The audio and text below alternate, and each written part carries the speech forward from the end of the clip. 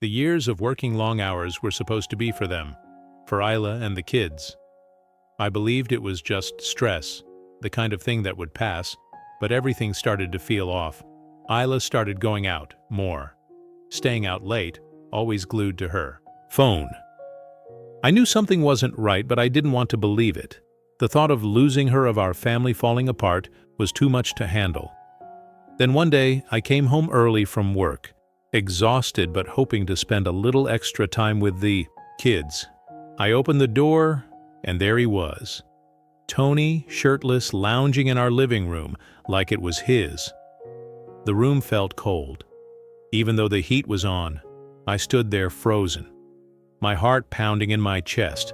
"Isaac," Hila said, her voice tight with panic. "It's not what you think. He's just a friend." "A friend?" I barely recognized my own voice. A friend in my house, half-dressed. She rushed toward me, but I stepped back. My mind was racing, my thoughts scrambling. I could feel my face turning red with anger, with hurt. "Look," she continued, her voice pleading. "It's nothing. Please, just let me explain." I couldn't listen. I couldn't stay calm. "I'm filing for divorce." "Isla, this is done." I didn't wait for her response. I left, slamming the door behind me. In the days that followed, she turned everything around. She told our friends, our family, everyone who would listen, that I was the problem, that I was the one who cheated, the one who abandoned her, the one who wasn't cut out to be a father. She even faked screenshots of texts to make it look like I was texting someone named Zoe. Yeah, she got creative.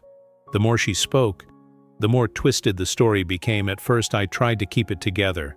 For the kids, I showed up for every pickup. I did everything I could to maintain some semblance of normalcy. But the kids, they were different.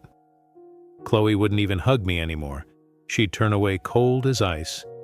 Daniel, barely a year old, wouldn't even look at me. They started calling me Isaac instead of Dad. I remember the day. Hila stopped sending them to me.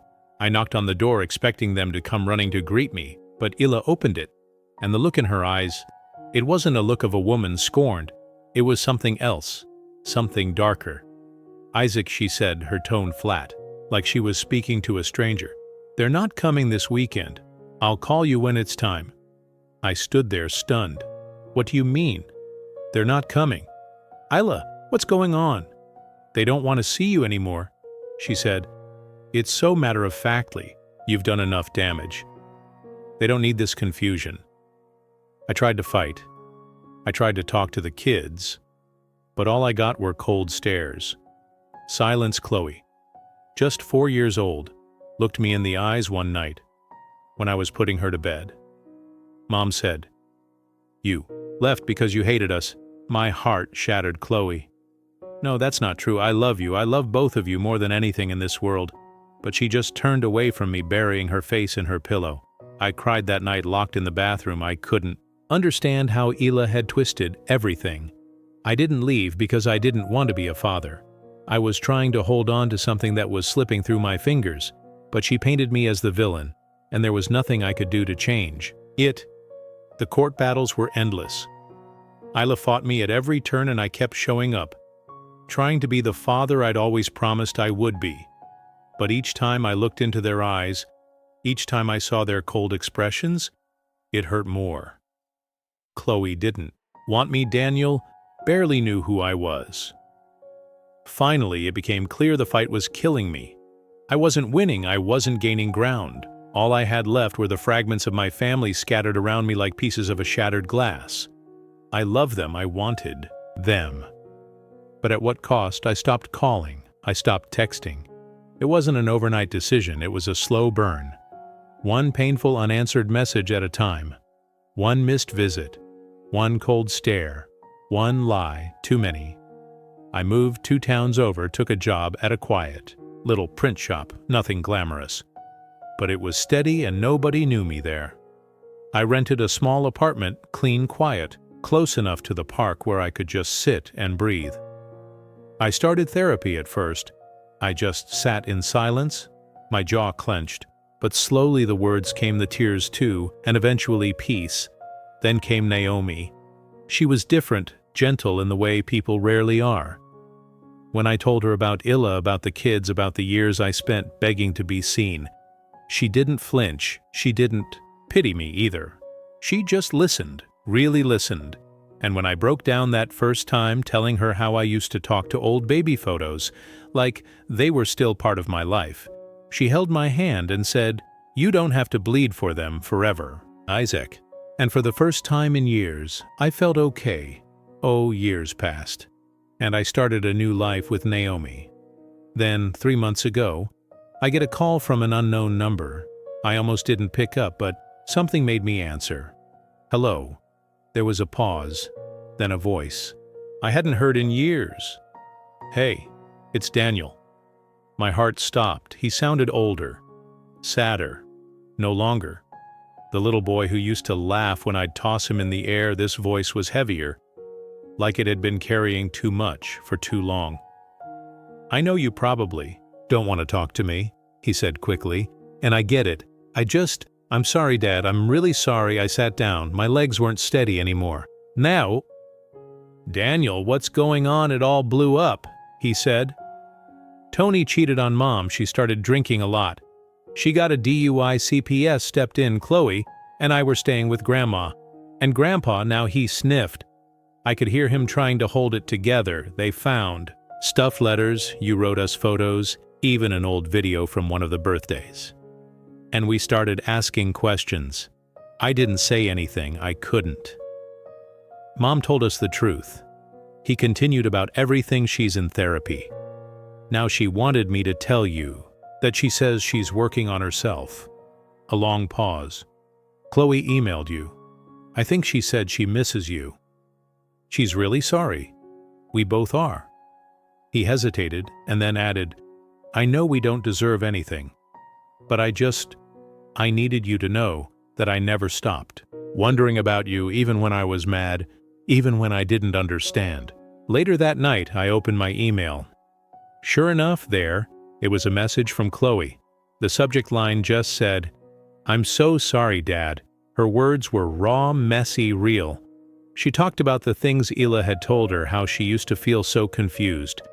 But now, after everything, she realized how much I tried. She said she missed me, that she wished she could take it all back, and then a week later, Illa emailed me too. She said she was trying to make amends, that she'd hit rock bottom and was trying to climb out. She asked if I'd meet her for coffee just to talk.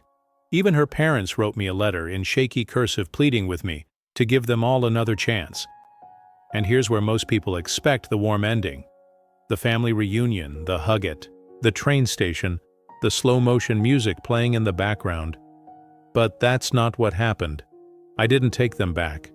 I called Daniel, told him I forgave him, that I loved him, that none of this was his fault. I said the same to Chloe in my reply. I told them I was proud of them for asking questions, for being brave enough to reach out, but I also said, I'm not ready, and I don't know if I ever will be. Because the truth is, too much time passed. Too much damage was done. I spent years grieving them, years building a version of myself that could stand on his own, that could wake up without crying, that could look in the mirror and not see a ghost, of a father no one wanted. I can't undo all of that, just because now they're ready. I didn't respond to Illa, not even to say no. There are some doors that should stay closed. I know some people will say I'm bitter. Maybe I am. But I rebuilt myself from the rubble they left me in. I clawed my way out of a life that almost ended me. And now that I'm finally whole again, I won't crack myself open just because they decided I'm worth their time. I still love my kids. I'll always love them. But that doesn't mean I owe them access to me. It's been a little over 6 months. People say I've gone cold, that I'm distant, shut off. Maybe they're right. I don't lash out anymore. I don't cry either. I'm just still, you reach a point after years of being vilified, erased, rewritten out of your own children's lives, where the only thing you know how to do is survive. So I built walls, thick, high, carefully constructed walls. I told myself I was doing it to stay sane, that if I didn't harden, I'd break. And for a while, it worked. I went to work. I came home, I cooked for myself. I watched the same shows every night just to fill the silence. I kissed Naomi on the forehead when she left for work and held her hand when the silence got too heavy. But walls crack eventually. Something always gets through. And in my case, it started with a message, Daniel, a text, no emojis, no punctuation, just, "Hey, would you be willing to meet up with just me?" I stared at it for almost an hour. This was the moment I had played out in my head 100 times, maybe 1,000. They'd show up at my door, apologizing, crying, telling me they finally understood that they wanted me back. And in those daydreams, I'd be calm, stoic, unshaken. I'd finally get to win. But when it actually happened, when my son reached out after 5 years of silence and blame, I didn't feel victorious. I felt terrified that it was a trap, that he'd sit across from me just to unload more anger, or worse, that he'd come to say something final. Something cruel. Because that's happened before. They've called me things I wouldn't repeat to a stranger. They've looked at me like I was poison. Still, I said yes. We picked a diner, neutral ground. I got there early and sat in the corner booth facing the door. I kept telling myself I wasn't nervous, but I couldn't stop shaking my leg under the table. I kept rehearsing comebacks, explanations, defenses. I was ready for a script, but none of that prepared me for the moment. He walked in, Daniel, 17, now taller than me, his hair shaggy, falling in his eyes. He had those deep, dark circles under his eyes that teenagers get when they haven't been sleeping, or when they've been carrying something way too heavy for too long. He looked haunted, and it broke me. He slid into the booth across from me, didn't even order anything. We sat in silence. 10 full minutes, I counted. I wasn't going to speak first, not this time. Finally, he looked up, and his voice, God, it still sounded like the little boy I used to read bedtime stories to, was low and shaky when he said, I remember things now, things I didn't understand before. That sentence, 6 words, cracked something deep inside me. I didn't say anything. I didn't rush in with, I told you so, or do you finally believe me? I just listened, really listened. He told me about everything he said. There was this day, right after the hearing, you texted me. I don't even remember what you said, something normal. But Mom saw it. She made me delete it in front of her. My throat tightened. He continued. She cried afterward, told me you were trying to destroy her, that you were dangerous, that you didn't love us. Not really. That you just loved control. His hands were fidgeting with the edge of his hoodie. She called you a narcissist. He said you'd never change, and for a while I believed her because I wanted to protect her, I guess. But I still missed you. I used to cry at night, quiet, so no one would hear by the time he stopped. Both of us were crying, not sobbing, just quiet tears, worn out, grief the kind that takes years to form. We hugged in the parking lot. His arms were longer now, but it still felt like holding my little boy again. A week later, Chloe reached out. Her message was short. Daniel told me he saw you. I don't know what I want yet, but I think I need to see you too. I stared at it for a long time. Chloe was 15 when the divorce happened. She's 20 now. She always took after Illa more than me. Tough exterior emotionally, guarded sharp with her words when she showed up at the park. I could tell she was nervous. She didn't hug me, didn't even sit too close. We chose the bench by the pond, the one where we used to feed ducks when she was little. I didn't bring it up. Didn't want to press nostalgia into a wound. We sat in silence for a while. She just watched the water. Then she said softly, she made me hate you. And I believed every word. I nodded, just nodded, because anything else felt too fragile. Then her voice cracked. She looked away and said, I've been in therapy for over a year now. I started asking questions when I moved out, when I realized how much of my head was filled with Mom's bitterness. I felt like I was a pawn in a war I didn't sign up for. I wanted to tell her that I never wanted there to be sides, that all I ever wanted was to be their father, but I didn't interrupt. I just let her speak. We talked for hours about school, about her first heartbreak, about the letters I used to write that she never got. Eventually she said, "I don't expect you to forgive me. I just needed to tell you I'm sorry." And you know what, that was enough, but Isla, of course, made her move. It didn't take long. She found out Daniel and Chloe had seen me and sent a barrage of messages first. Guilt, you're tearing them away from me. Then manipulation, I never kept them. From you. You just gave up. Then apology, I made mistakes, we both did. Can we just talk? When none of that worked. She showed up at my apartment. I was in the kitchen when I heard the knock. Naomi went to the door. I peeked through the archway just in time to see her open it, and Hila standing there, dressed too casually for it to be anything but planned. Her voice was smooth, too smooth. "Hey, I just wanted a few minutes." Naomi didn't flinch, didn't raise her voice. She stood in the doorway like she was rooted to the earth. Spine straight, voice calm as water. "You're not welcome here, Hila. You need to leave." Naomi closed the door without another word. I didn't have to ask what happened. I could see it in the way she exhaled, slow and steady, like letting go of a storm she'd braced for. She turned to me, and all I could say was, "Thank you." She nodded. Came over and rested her forehead against my chest. I held her there, silently grateful for her strength. Grateful that I didn't have to be the one to face Ila's latest performance. I didn't come out. I didn't need to. 2 weeks passed. Then came the letter, handwritten, my name on the envelope in her careful slanted handwriting. I almost threw it away, but I didn't. I sat with it for an hour before finally opening it. It was different this time, less venom, less theatrics. It read like someone scraping the bottom of their guilt. Hila wrote, "I let my bitterness eat me alive. I made our kids carry wounds that weren't theirs to hold. I told them stories soaked in my own pain and passed it off as truth. I chose revenge over peace. I know I lost the best version of you, and I'm sorry that I took that version away from Daniel and Chloe too. I read it twice, then I folded it and put it in a drawer. I haven't responded. I might never. Daniel comes by most weekends now, sometimes with that anxious energy, like he's still unsure if he's allowed to laugh here, but he does, and we'd laugh, we cook together. He's terrible at it, but he insists on helping.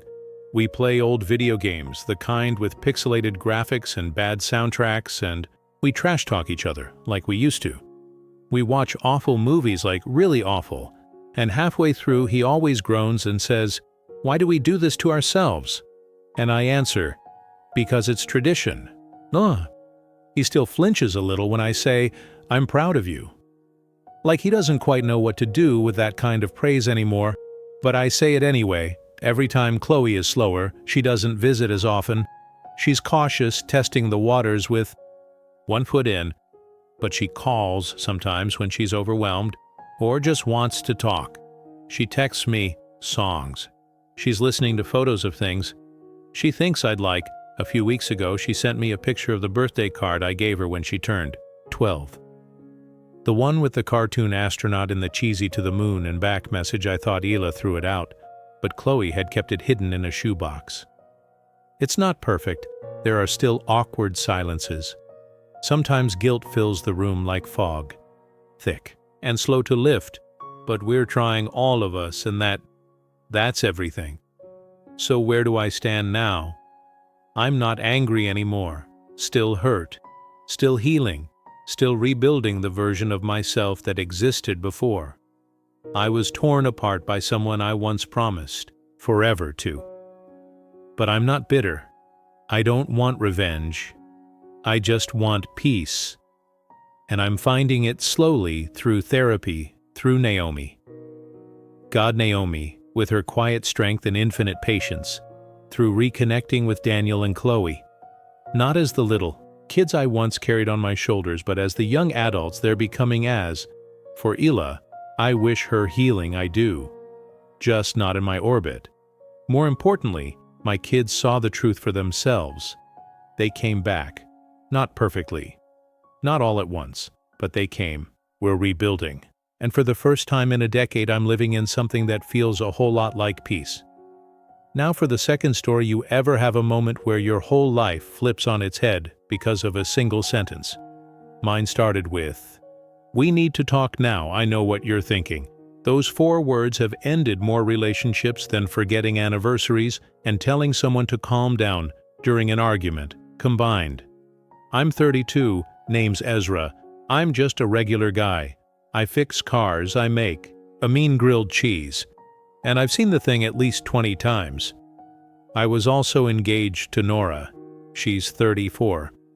Bright red hair freckles like constellations and a smile that could probably charm her way out of a murder charge, not saying she ever did, but if anyone could bat their lashes and convince a jury, it was her. She had 3 kids from a previous relationship, Lucas, Elijah, and little Abigail. I met them when they were 7, 5 and 3 now. They're 12, 10, and 8. That's 5 years of my life.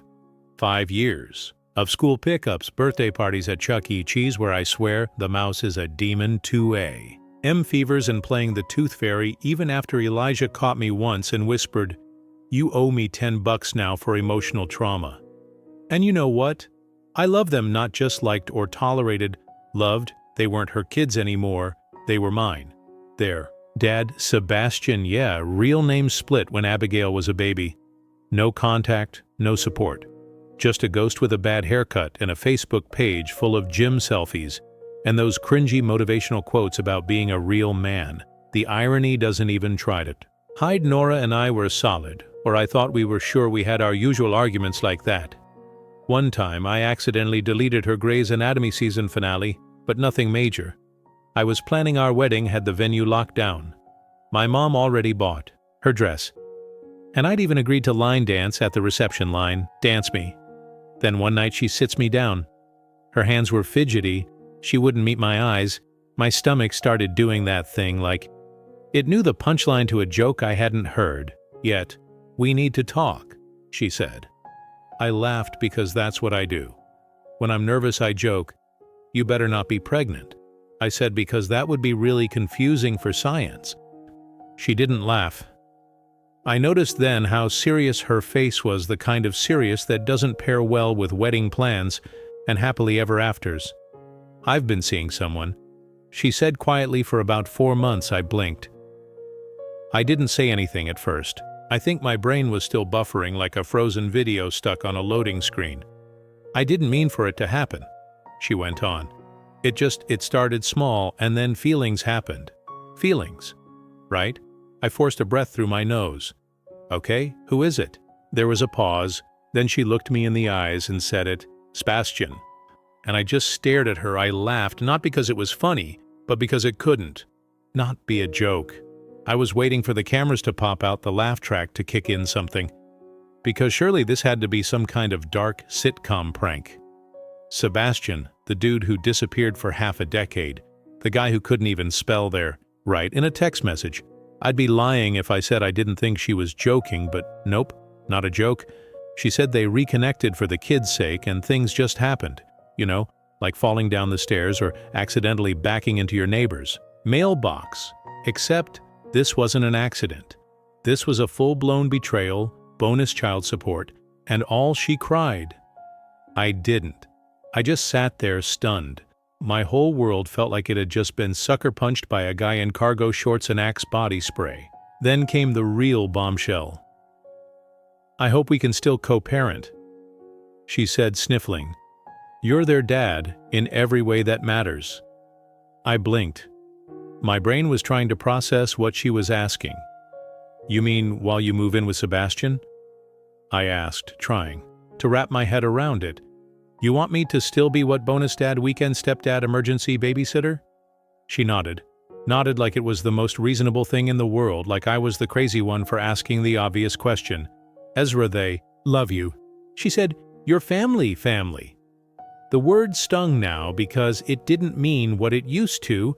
It didn't mean anything anymore. "Nora," I said, trying to keep my voice steady, "I'm not going to be the unpaid emotional support guy while you go play happy family with Sebastian too. 0. Her face felt shocked, like I was the bad guy, like I was supposed to just be there after she tossed me out like last week's leftovers. I stood up. I can't do this. I said, I'm done. And that was it. I walked out that night, packed up my things, told the kids I had to go for a while. I couldn't even look Abigail in the eyes without feeling like I was going to lose it. She was my little girl. I had watched her grow, seen her laugh, held her when she was sick. And now I was supposed to leave it.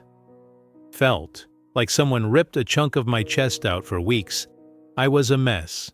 My apartment looked like a bachelor pad, designed by depression, pizza boxes, sad movies, tissues everywhere. I binge-watched Grey's Anatomy and cried more than I cared to admit, Judge. Me, I dare you. I was wrecked. And then came the messages from Nora. The first one popped up when I was in the middle of finishing a frozen pizza, and pretending I didn't hear my own thoughts. They miss you. Abigail won't eat her broccoli without you. I stared at the screen, my hand shaking. She won't eat her broccoli. Then the next one. Lucas cried last night and asked why you hate them. Hate them. I couldn't even read that one. All the way through, the guilt came rushing in. But I couldn't ignore. The anger building too, and then from Sebastian, of all people, step up, man. You were part of their lives. Be a man. From the guy who dipped out when Abigail was still in diapers and hadn't wiped up, but since Obama was president, that was the final straw. I pulled out my phone, opened the messages, and with a single motion I blocked them both. And just like that, I didn't have to listen to any of it anymore. I took some time for myself, got into therapy, started jogging, even though my knees sounded like a microwave popcorn bag every time I ran. But you know what? It helped slowly. Quietly, I started getting better. Then, 6 months later, guess who came knocking? Nora. Her hair was frazzled, her eyes puffy, and she was holding Abigail's little hand. It was like the world froze for a second. I don't know why, but I didn't feel surprised. Maybe I'd been expecting it, maybe I hadn't. She looked at me with this look like she was carrying the weight of the world in her eyes. Sebastian left again. She said, her voice trembling. He said he wasn't ready. The kids need you, Ezra. I looked down at Abigail. She had that same innocent face I remembered, but it was more confused now. She didn't know why I wasn't there. She didn't understand what had happened. And for just a second, a stupid second, I wanted to punch Nora in the nose. I wanted to tell her to go make love to an electric eel. But then I remembered that would get me arrested, and P. Diddy is still in jail. So I didn't do what I thought I should. I looked at Nora and I felt the weight of everything I'd been through, the betrayal, the heartache, all of it, and I said the words I knew I needed to say. I'm sorry, I'm not their dad anymore, and you made sure of that. Her face crumbled. She started crying soft, desperate sobs. But I didn't feel pity, I felt nothing. Not because I didn't care. I still cared. I love those kids. But sometimes doing the right thing meant walking away. And sometimes not being the daddy anymore is how you finally become the man you were always meant to be. Abigail looked up at me with those big eyes, confused, like I was the villain in her bedtime story. I could see it in her face. Why aren't you here? Why aren't you fixing this? Nora is bad again. You cannot cut us out of your life. They are your kids. You need to come and support them. I looked at her and said, not my kids, not my wife, not my damn problem. I closed the door. I didn't sleep that night, not because I regretted my decision, but because my heart ached. You ever love something so much that it physically hurts to let it go? That's what it felt like ripping Velcro off your soul. Those kids weren't just Nora's kids, they were mine. I taught Lucas how to throw a football. I built a dollhouse for Abigail one Christmas and got so many splinters I looked like I'd fought a porcupine. I stayed up all night with Elijah when he got the flu and he puked all over my PS5. I love them, I still do. But Nora didn't just cheat on me, she chose someone else to be their father. And when it all blew up, she expected me to just slide back in. Like nothing happened. Like I was a pair of backup shoes in the closet. No, I don't do secondhand love. I talked to my therapist the next day. I told her everything, how I was angry. Not because Nora came back, but because for one stupid second, I let myself hope and that made me feel weak. She looked at me calm and said something I'll never forget. You can love them and still walk away. That's not weakness. That's maturity. So that's what I did. I didn't respond to Nora's texts. I didn't call the kids. I wrote them letters, though, each one. Letters. Maybe I'll give them one day when they're older and can understand. I told them how proud I was of them, how much I love them, that none of it was their fault. And then I let go. It wasn't easy. The silence after a life full of chaos is deafening. But in that silence, I found myself again. I got back into working on cars, started volunteering at a local after-school program. Funny thing is, turns out there are a lot of kids who need a positive male role model, and this time I do it on my terms. One Saturday, a couple of years later, I'm grabbing coffee at the local shop when I see Lucas. He's taller now, lankier, wearing headphones and a hoodie. He freezes when he spots me, his eyes wide for just a moment. Then he does what any kid would do. He runs over. I'm not going to lie, I teared up the kid, looked like he'd aged 5 years since I last saw him. He hugs me so tight I swear my ribs cracked. I never stopped missing you, he says, voice thick with emotion. I can't help but smile, but I feel a lump in my throat. I missed you too, kid. We pull away and I look at him, feeling the weight of those lost years, the emptiness of things unsaid. We sit down together and I ask how he's been, how life's been treating him. He tells me school's going, well, that he's been trying to hold it together for his mom, that he's doing his best. Then he says something that hits me right in the chest. Sebastian left again for good. This time, Mom's been struggling a lot. We're doing our best. But it's hard. I nod. I can't say much to that. I know exactly what it feels like to be let down by someone who should have been there, but then he asks something I wasn't prepared for. Why didn't you come back? His voice is soft, almost like he's scared of the answer, like he already knows what it is but still needs to hear it. I look him in the eyes and for a moment I'm back there in the old house, with all the good memories, the laughter, the moments that felt like family. But then, I say the truth, the one I've carried with me for years because I wasn't welcome back until everything was broken, and you deserve people who choose you first. Not when it's convenient. He doesn't argue, he doesn't ask more questions, he just nods like he gets it, like that's all. There is to it, he says, you were the only real dad I ever had? That night I cried again, but this time it wasn't grief, it was closure, a weight I didn't even realize I was carrying. Finally lifted, now I'm in a better place, I'm dating someone new. Her name's Tasha. She's got a loud laugh that fills a room and a cat that hates me. But I'm learning to live with it. She brings peace into my life. No drama, no hidden exes, no games. She knows about my past. And you know what? She said, I'm glad you chose yourself because now I get to love the whole you, scars and all. So if you're listening to this and you're hurting, maybe someone betrayed you. Maybe you're stuck in that space between letting go and holding on. Just know this. You're allowed to walk away. You're allowed to say no. You're allowed to stop setting yourself on fire to keep other people warm, because sometimes the bravest thing you can do is close the door and keep it closed a few weeks. After I saw Lucas, Nora texted me again. The kids keep asking about you. Maybe you could stop by just for dinner. I stared at the message for a while. Part of me wanted to say yes, wanted to see the kids hear their laughs again, maybe even feel like things were normal for a second. I missed them.